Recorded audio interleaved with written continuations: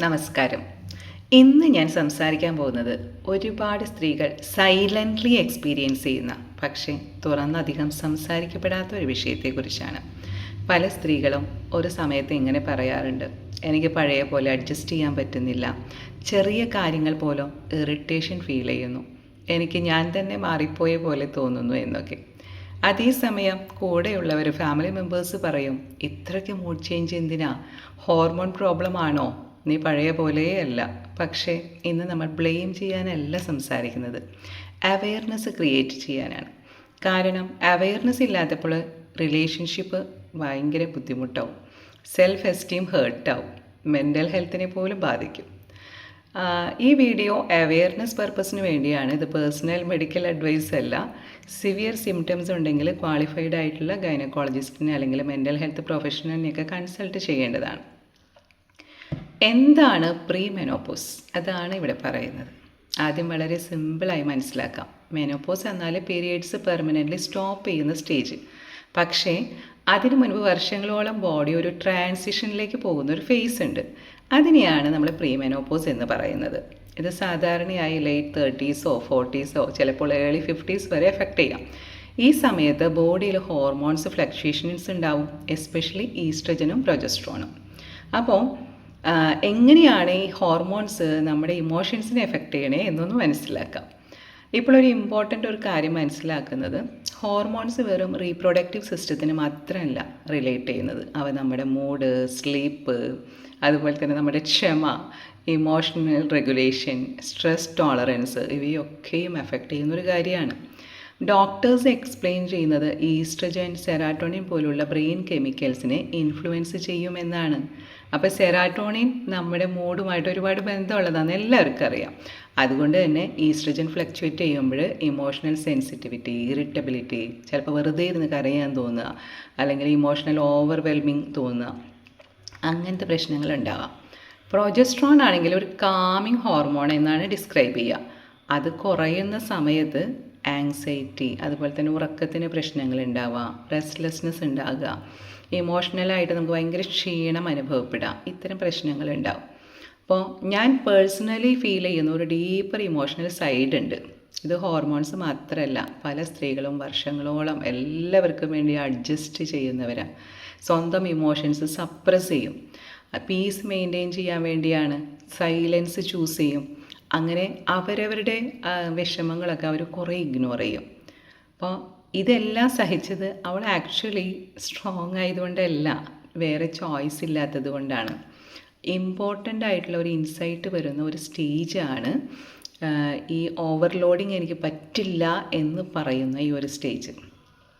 അപ്പോൾ പല സ്ത്രീകൾക്കും തോന്നും, അയ്യോ ഞാൻ മാറിപ്പോയതാണോ, അല്ലെങ്കിൽ ഞാൻ തെറ്റായ ഒരാളായി പോയോ എന്നൊരു തോന്നൽ ഈ പ്രായത്തിലുള്ള സ്ത്രീകൾക്ക് വരാറുണ്ട്. ഇപ്പോൾ കൗൺസിലിംഗ് കോൺവെർസേഷൻസിലൊക്കെ പലപ്പോഴും സ്ത്രീകൾ പറയുന്നൊരു കോമൺ ആയിട്ടുള്ള ഫീലിംഗ് ഉണ്ട്, എനിക്ക് സ്പേസ് വേണം, എന്നെ ആരും മനസ്സിലാക്കുന്നില്ല, ഞാൻ എല്ലാവർക്കും വേണ്ടി ഇതുവരെ ജീവിച്ചു, ഇനി എനിക്ക് റെസ്റ്റ് വേണം, ഇനി ഒരു ഫേക്ക് സ്മൈൽ എനിക്ക് പറ്റില്ല എന്നുള്ളത്. അതൊരു സെൽഫിഷ്നെസ് ആണ് എന്നർത്ഥമില്ല. Sometimes it is emotional exhaustion. ബോഡിയും മൈൻഡ് കണക്ഷനും തമ്മിൽ വളരെ ബന്ധമുണ്ട്. ഇതെല്ലാം കൂടെ ആയാൽ മാത്രമാണ് നെർവസ് സിസ്റ്റത്തിൽ നമുക്ക് നോർമലൈസ് ചെയ്യാൻ പറ്റുള്ളൂ. അപ്പോൾ ഈ സ്റ്റേജിലാണെങ്കിൽ പലപ്പോഴും റിലേഷൻഷിപ്പിലൊക്കെ മിസ്അണ്ടർസ്റ്റാൻഡിങ്സും ഒക്കെ വരാൻ ഒരുപാട് ചാൻസ് ഉണ്ട്. അപ്പോൾ ഹസ്ബൻഡിൻ്റെ സൈഡാണെന്നുണ്ടെങ്കിൽ പല ഹസ്ബൻഡ്സും ഈ സമയത്ത് കൺഫ്യൂസ്ഡ് ആവും, എന്താണ് ഇങ്ങനെ പെട്ടെന്നൊരു ചേഞ്ച്, എന്തിനാ ഇങ്ങനെ ചെറിയൊരു കാര്യത്തിന് ഇത്രയും വലിയൊരു റിയാക്ഷൻ, ഇങ്ങനെ ആയിരുന്നില്ലല്ലോ എന്ന്. പക്ഷേ സ്ത്രീയുടെ ഉള്ളിൽ ചിലപ്പോൾ നടക്കുന്നത് എന്താ, ഇയേഴ്സ് ഓഫ് ഇമോഷണൽ സപ്രഷനാണ്. അപ്പോൾ ഞാൻ കാണപ്പെടുന്നില്ല, അല്ലെങ്കിൽ ഞാനിതുവരെ ജീവിച്ചിട്ടില്ല, എനിക്ക് റെസ്റ്റ് കിട്ടിയിട്ടില്ല, ഇതൊക്കെയാണ് സ്ത്രീ ചിന്തിക്കുന്നത്. അപ്പോൾ ഇവിടെ ആരും വില്ലനല്ല. അവെയർനെസ് ഇല്ലാത്തപ്പോൾ ബോത്ത് പാർട്ട്നേഴ്സും ഹേർട്ടാവും. അപ്പോൾ sometimes she is not fighting you, she may be fighting exhaustion. അപ്പോൾ ഒരു പ്രാക്ടിക്കൽ സപ്പോർട്ട് ഉണ്ടാകുക എന്നുള്ളതാണ് നമുക്കിതിൽ ചെയ്യാൻ പറ്റുന്ന കാര്യം. നിനക്ക് എന്താ പ്രോബ്ലം എന്ന ടോൺ അവോയ്ഡ് ചെയ്യുക. എന്നിട്ട് ഒരു സ്ത്രീക്ക് ഈ സമയത്ത് സൊല്യൂഷൻ മാത്രം വേണ്ടതില്ല, ഒരു സേഫ് ഫീലിംഗ് ആണ് പലപ്പോഴും ആവശ്യപ്പെടുന്നത്. അപ്പോൾ അവർ ആവശ്യപ്പെടുന്നതെന്ന് വെച്ച് കഴിഞ്ഞാൽ കുറച്ച് റെസ്റ്റ്, കുറച്ച് സ്ലീപ്പ്, കുറച്ച് ഇമോഷണൽ സേഫ്റ്റി, അതുപോലെ അവരൊന്ന് മനസ്സിലാക്കുന്നു എന്നുള്ളത്. അതുപോലെ തന്നെ ന്യൂട്രീഷനും എക്സസൈസും ഒക്കെ ഭയങ്കര ഇമ്പോർട്ടൻ്റാണ്. അപ്പോൾ ബൗണ്ടറീസ് ഉണ്ടാക്കാനായിട്ട് പഠിക്കുക. അതുപോലെ തന്നെ സെൽഫ് കെയർ, ഇതെല്ലാം അതൊരു സെൽഫിഷ് ആയിട്ടുള്ളൊരു കാര്യമല്ല ആക്ച്വലി. അപ്പോൾ പല സ്ത്രീകളും ജീവിതത്തിൽ ആദ്യമായിട്ടാവും ഈ സ്റ്റേജിൽ സ്വന്തം ഫീലിങ്സ് എന്താണ് എന്നുള്ളത് അവനവനെ തന്നെ മനസ്സിലാക്കാനൊക്കെ തുടങ്ങുക. അപ്പോൾ നമുക്കൊരു ചെറിയൊരു റിഫ്ലക്ഷൻ ചെയ്യാം. സ്ലോലി നിങ്ങൾ കണ്ണുകളൊന്ന് അടയ്ക്കുക, ജസ്റ്റ് ഒരു ഡീപ്പ് ബ്രീത്ത് എടുക്കുക. എന്നിട്ട് നിങ്ങളുടെ യങ്ങർ സെൽഫിനെ ഇമാജിൻ ചെയ്യുക.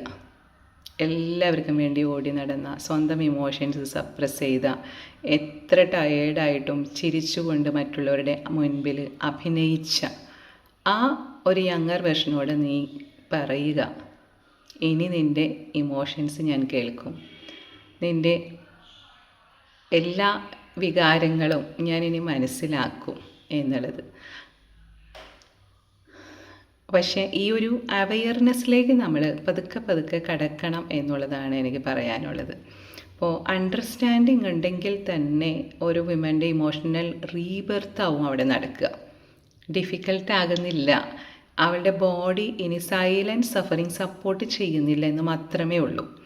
അപ്പോൾ ഈ ഒരു യങ്ങർ വെർഷനോട് നാം ഇനി മുതൽ എന്തായാലും നിൻ്റെ എല്ലാ ഇന്നർ വോയിസസും ഞാൻ കേൾക്കും, ഞാൻ അതനുസരിച്ച് മാത്രമേ പ്രവർത്തിക്കൂ എന്നുള്ള ആ ഒരു ഉറപ്പ് നാം കൊടുക്കുന്നതോടുകൂടി തന്നെ ഒരുപാട് വ്യത്യാസങ്ങൾ നമ്മുടെ ജീവിതത്തിൽ നടക്കും. അപ്പോൾ ഇതൊരിക്കലും സ്ത്രീകളെയോ അല്ലെങ്കിൽ പുരുഷന്മാരെയോ ബ്ലെയിം ചെയ്യാനായിട്ടല്ല ഞാൻ ഈ കാര്യം പറയുന്നത്. പരസ്പരം മനസ്സിലാക്കുക, അല്ലെങ്കിൽ റിലേഷൻഷിപ്പ് ഒരുപാട് ഹേർട്ടാകും, ഒരുപാട് പ്രശ്നങ്ങളുണ്ടാകും. പേഴ്സണൽ സെഷൻസിലൊക്കെ ഞാൻ ഒരുപാട് കേട്ടിട്ടുണ്ട്, ഇത്ര കാലം ഉണ്ടായിരുന്നൊരു സ്നേഹം ഭാര്യ നൽകുന്നില്ല എന്ന പുരുഷന്മാരുടെ പരാതിയും. അതുപോലെ തന്നെ എനിക്കൊരു ഫ്രീ സ്പേസ് ഇല്ല, എനിക്കിഷ്ടമുള്ള കാര്യങ്ങൾ ചെയ്യാൻ ഇതുവരെയും എന്നെ അനുവദിച്ചിട്ടില്ല, ഇനിയെങ്കിലും എനിക്ക് അങ്ങനെ ജീവിക്കണം എന്ന് പറഞ്ഞുകൊണ്ട്. അപ്പോൾ 40കളെ കുറിച്ചൊക്കെ ഒരുപാട് ലേഖനങ്ങളും അല്ലെങ്കിൽ വീഡിയോസൊക്കെ ഇറങ്ങുന്ന ഈ കാലഘട്ടത്തിൽ ഈ ഒരു കാര്യത്തെക്കുറിച്ച് കൂടെ അവെയർനെസ് ഉണ്ടാകാനായിട്ട് എല്ലാവരും ഒന്ന് ശ്രദ്ധിക്കണേ. അപ്പോൾ സംടൈംസ് ഒരു ഹീലിംഗ് ആയിരിക്കും ചിലപ്പോൾ ആ സ്ത്രീക്ക് വേണ്ടതായിരിക്കുക. അപ്പോൾ അതിന് വേണ്ട സ്റ്റെപ്സ് എന്താണെന്നുള്ളത് നിങ്ങൾ എടുക്കാനായിട്ട് ശ്രമിക്കണം. അല്പം റെസ്റ്റ് കൊടുക്കുന്നതോ, സ്വന്തം ബൗണ്ടറീസ് സെറ്റ് ചെയ്യുന്നതോ, അല്പം അവനവൻ്റെ ഇഷ്ടങ്ങളിലേക്ക് തിരിഞ്ഞു പോകുന്നതോ ഒന്നും ഒരു തെറ്റല്ല എന്ന് മനസ്സിലാക്കാനും അതിന് വേണ്ട ഒരു സപ്പോർട്ട് പാർട്ട്ണറുടെ ഭാഗത്തുനിന്ന് ഉണ്ടാകാനും കൂടെ ശ്രദ്ധിച്ചാൽ ഈ ഒരു കാലഘട്ടം പുതിയൊരു ക്രിയേറ്റിവിറ്റിയുടെ കാലഘട്ടമായിട്ടൊക്കെ നമുക്ക് രൂപാന്തരപ്പെടുത്താനായിട്ട് സാധിക്കും. അപ്പോൾ താങ്ക് യു.